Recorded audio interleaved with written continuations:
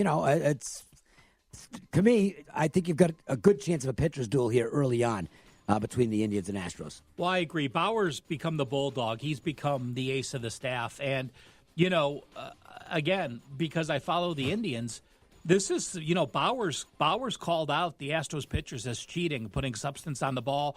Bergman called out Bauer in the press the past couple days. I mean, this is going to be a playoff-type atmosphere, and I think I agree with you. I like the under for the first 5 and the full game at 7.5. I think this is going to be a playoff game worth watching tonight. Could be a lot of fun. Time for us to bring in CG Sportsbooks. And Will Bernanke, the Moneyline Guy, at the Moneyline Guy on Twitter, he is joining us right now. He's sitting in for Tony D this week. What's going on, Will? How are you? Oh, I'm doing great, Tony. Filling in for Dave. Filling in for Tony as he's doing weeks 2 through 16 in the NFL as we speak. Oh, okay. Good stuff. Good news. A quick shout-out to Will. We did the podcast last night. We had technical difficulties. Will had to hang around for an hour plus to do our podcast. Really appreciate it, Will. Thank you very much. Oh, no, it's my pleasure. And stuff happens. What can you do? Yep. Well, just ask the Warriors. Yeah, so, exactly. Let's talk about that first because from all I can gather, I mean, the Golden State money was just pouring in hand over fist. Well, that's it. They're going to wrap it up here. They're at home. I would think that had to be, especially with the Clippers out. Well, would it have been better if the Warriors won and didn't cover, or is it even better perhaps with the Clippers winning outright and forcing another game? No, it was better for the Clippers winning outright. Oh, okay. It eliminated the parlays, a lot of money line parlays. Adding on those 5 or 6 teamers. So Clippers winning certainly was benefits us and puts keeps that series price up for another game. The Golden Knights, on the other hand, are done, and certainly realizing that the books that attract almost all local action for them, this is, it's just an absolute mother load. It's a windfall. Your book gets action both locally and from the tourist trade, so to speak, because of where you're located around town. So how was the result for CG? I know it had to be good, but was it good, great, or good, okay? Well, there's two sides here. The series price, it was actually kind of a split, break even, because we took a lot of sharp bets on the Sharks to win the series. But Game 7, in a sense, becomes a series price because, winner take all, and that was a great result for us. So that ended up being, a mid 5-figure result for us, for the fact that Sharks coming back. And also there was some in-game, action on that. They reached as high, I saw, as plus 2,000 in-game, the Sharks did. And so we saw some bets on Vegas and going into overtime as well. Vegas bets to win the series. They would think they were still favored going into overtime on the in-running. Will, going behind the counter, the NuggetsSpurs tonight, a series, the only series we have in the NBA. Tell us what's happening in that game. And also, I'd like to know, because with the Warriors' loss, have you already been inundated with Warriors money for the weekend game against the Clippers? Not really. It's been kind of slow with the Warriors-Clippers. I think bettors are not sure what to make of it. You have a home dog here catching nearly double digits, and I do expect it to maybe creep into that range. But they're not sure what to make of it. Tonight, it looks like bettors are all over the Spurs here, at least from ticket count. We're about 3-1 San Antonio. On ticket count, the money's fairly even, though. We've taken a couple of respected bets on Denver. But this one, as far as our series liability, it's still with the Spurs. Bettors taking that plus money, and we have the series price up still, with the Spurs being the highest they've been all series. That is a Game 6. We've got 2 Game 1s as the next round of the NHL playoffs gets underway. So let's look at these 2 games and what the betting action is doing. Stars and Blues to begin with. Yeah, Stars and Blues. This one here is a little more lopsided on the favorite. We got ticket counts nearly 3-1 on St. Louis, and the money is just all St. Louis right now, about 82% on the Blues. So looks like bettors are not buying into the Stars' victory over Nashville. They're a little more impressed with St. Louis beating Winnipeg. Dave and I talked about the Blue Jackets having that off time now facing the Bruins. Do people remember what the Blue Jackets did, or going with the team that they remember most recently with Boston's win?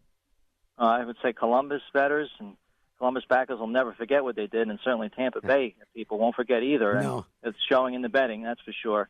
We're talking 2-1 ticket count on Columbus, and the money's about approaching 2-1 on Columbus as well. So it looks like we may need Boston here, come 4 o'clock. Yeah, they're the Cinderella team right now, and people love to bet on Cinderella. Let's look at tomorrow's Avalanche Sharks game 1. I got a feeling that a lot of Golden Knight fans are going to they're going to bet on Colorado because they hate the Sharks right now.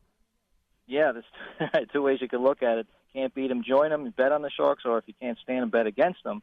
But right now, there's not much handle on the game, but the little action we have is both on Colorado in the first game and the series price. You know, the Reds aren't a favorite very often in baseball, but deservedly so with Castillo on the mound. Are people backing the not often favored Cincinnati Reds? Yeah, there's 2 games tonight that are making me scratch my head at the liability thus far, even though it is early. Ticket count here is about 3-1 Cincinnati, and the money's about 3-1 Cincinnati. So a little surprised here, considering the Braves are a contender, and Reds, let's be honest, they're probably a pretender. But possible we need the Braves here.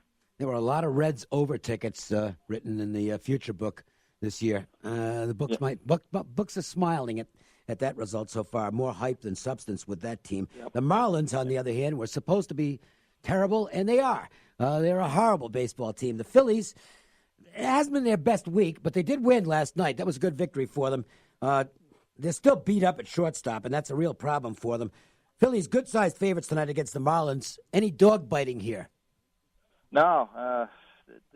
Right now, the ticket count's about 4-1 Phillies, and the money is it's predominantly Phillies, about 60%. I wonder if Rhys Hoskins is still doing his home run trot as we speak, or if he's finished yet. Did you see that? 34 seconds? Yeah. My I don't know God, if that's he's approaching a record, right? Darren Ravel could run it faster than that. Yeah. Well, maybe not. Okay. Yeah. You know, we've played 25 games, and the Boston Red Sox are down 13.8 units. Shut up. Yet they're still a 2-1 favorite. Why? I mean, the people are still betting the Boston Red Sox. Have you seen Jordan Zimmerman pitch this year? Well, tell us, Will. Oh, yeah, it's unbelievable what's going on. They did win yesterday. Yes. After being swept in that doubleheader, but right now, they're still backing the Red Sox here. Right now, it's about 60% of the tickets are on the Red Sox, and the money's slightly on Boston as well, about 55% of back in Porcello here. Run line, we have some liability in the run line with the Red Sox. Okay, yeah, and that's no change there because, with big prices, people like to bet the runs line, and it's not the best bet in the world. It's still a square. While it's become -1.5 in hockey is not nearly the square bet it used to be because of the increase in empty net goals due to teams pulling their goalies early. But -1.5 in baseball is still pretty much a square bet, isn't it? Oh, absolutely. So especially with the home team, if you don't get that last shot, for instance, if you're, that one-run game late, you better have your math done right when you're, looking at your probabilities of the game, and when you, lay the 1.5 with a home team, and you have a situation where it's tied late or you have a one really going to the ninth, you're pretty much done unless you have a miracle happen. And actually, it can work in reverse because if you've got a 2-run lead in the ninth inning and the other team gets a runner at first base, they'll just let them have second most of the time. They don't care. Yeah. And that increases the chances of scoring. It's for the most part, avoid -1.5 runs lines in baseball. If you're going to take runs lines, you're better off going with the dog, in my opinion. Okay, Indians and Astros, to me, the game of the night in Major League Baseball. It's such a compelling matchup between two guys who can't stand each other, and Trevor Bauer and Garrett Cole. What's happening with the betting? Yeah, it's great two-way action here, and right now it looks like our highest handled game, and rightfully so, at least for the evening slate.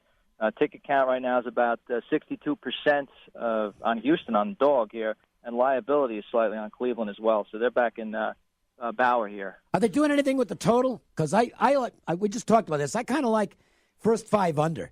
I know it's 4. It's scary to go under 4, but I got a feeling both pitchers are really geared up for this and thing. the way the Indians are hitting. Yeah, the Indians don't exactly kill the ball. So what's happening on the total in the game, and any preference being shown there? Well, the first 5, we're actually seeing nothing in the total here. Very little action. Yeah. The full game, it's been dead even as far as ticket count, slightly more over money. We went, I think we boosted the price a little bit on the total. But, it's been two-way action here, so you get mixed bag. I'm afraid to bet a full game under. I really am. The bullpens are so At least so Houston erratic. has a bullpen. Yeah, theirs is pretty good. But, they've been so erratic up and down the line. Look how many games. Look how many. They look like nuts unders have gone over in the last couple innings. It's just been epidemic this season. And to me, you got to look. If you're betting unders, it's mostly on starting pitching anyway. So why not take the relievers out of the equation and just bet the first fives? Absolutely, get a cleaner game, and look at the Yankees bullpen, for example. It's supposed to be the best in the game, and now they just sent down Chad Green. So, and who would have thought that? And the bullpens have been underperforming across the league. Let's talk about the Yankees. They are now all of a sudden hot. Oh, no, they're playing the Angels. Oh. The Angels now 1-9 their last 10, finding ways to lose a new way every night. I think right now the people are probably betting the Yankees. Probably not. That's amazing. Really? This is the game I had to do a double take. Right now, ticket count is over 2-1 right now. Wow. On the Angels, they're back in Cahill, and the money is predominantly Anaheim or L.A. Angels as well. About over 70% of the cash is coming in on the Angels. So it looks like bettors just feel like they're not going to have a 4-game sweep in their hands. Yeah. I'd have a hard time backing them at this point. People love to bet against the sweeps. And the Rangers-Mariners, interesting because Taylor Hearn, who is he's a fairly highly regarded pitching prospect, although nobody knows right now whether he's going to be a starter. They're hoping he is, or he might end up as a high-leverage reliever, which personally I think is probably where he will end up eventually. But right now, Taylor Hearn taking the mound for his debut for the Rangers, and he'll go against Marco Gonzalez and the Mariners. And there was definitely some line movement this morning on this game. Right, yeah. Right now we're seeing 2-1 ticket count on Seattle, and money is pretty much dead even. So it looks like a few more dollars to come in on Texas and back in the kid there. But the public is coming in on Seattle here with the ticket count. The NFL draft is this evening. Now, you can explain that there's no more betting in Nevada on this year's draft. That closed last night, so you can explain that, and then let's talk about where some of the money ended up showing up. Yeah, we closed the windows at 11 p.m. last night, so whatever numbers moved, you still get that price. But right now, as far as liabilities, I'm just going to go down a list here in no particular order. Okay. Because nothing really stands out as far as a huge, tremendous liability. Under 2.5 wide receivers drafted in the first round is one that, we stand to lose some money. Ed Oliver going before the 8th round because everything else is on the half. 8th pick. That's another pick. one. Yeah. Yeah. I would have been disappointed about missing Ed Oliver before the 8th round since there isn't one. Yeah. Right. Montez Swift going, 10 or higher. And then here's an interesting one, 17 or more defensive players taken in the first round. That one has some, and under 2.5 wide receivers in the first round.